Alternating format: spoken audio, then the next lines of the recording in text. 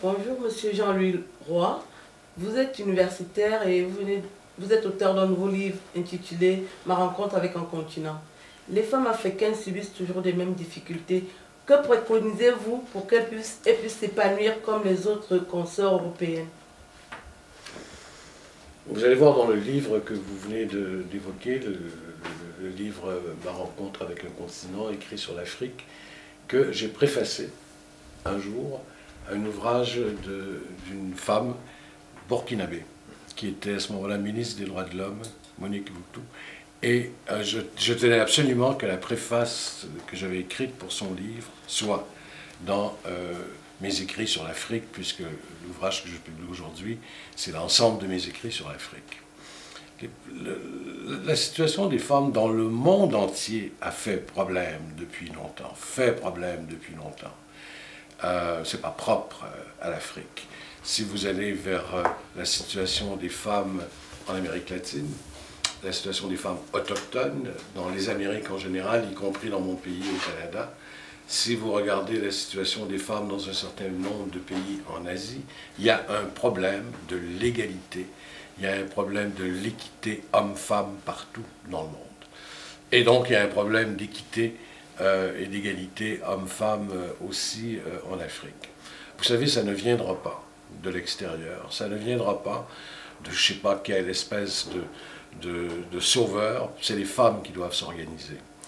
Les femmes ne sont pas différentes des autres groupes. Les groupes qui veulent revendiquer leurs droits, qui veulent obtenir égalité, équité dans le cas des femmes, ne peuvent pas s'en remettre à d'autres. Elles doivent s'organiser, se mobiliser, réclamer leurs droits.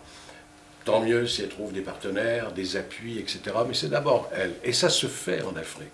Moi, j'ai commencé à travailler étroitement avec les sociétés civiles africaines à la fin des années 80. J'ai été élu secrétaire général de la francophonie en 89.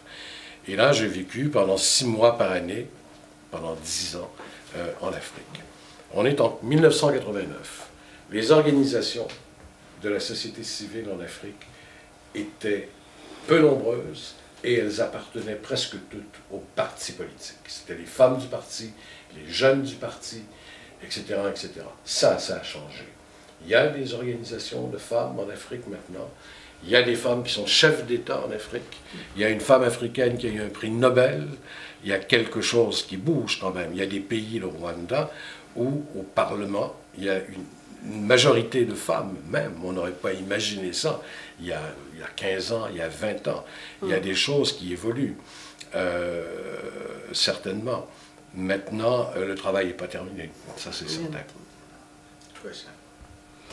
Selon vous, pensez-vous que la femme québécoise subit les mêmes difficultés, notamment dans l'acquisition des postes à haute responsabilité dans la société?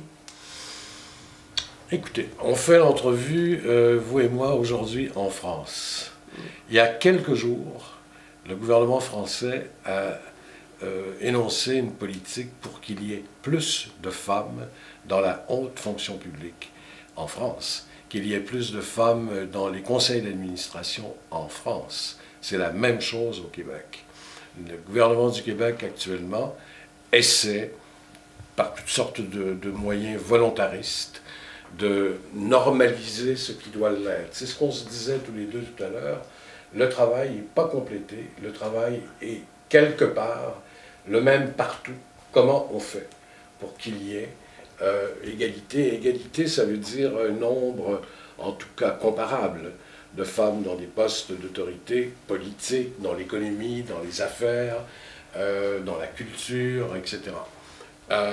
Ce n'est pas acquis nulle part, sauf peut-être dans quelques pays scandinaves où, dit-on, il y a à peu près une parité qui s'installe vraiment, qui n'est pas un souhait, qui n'est pas un projet politique nouveau, qui est une réalité. Il y a autant de femmes que d'hommes.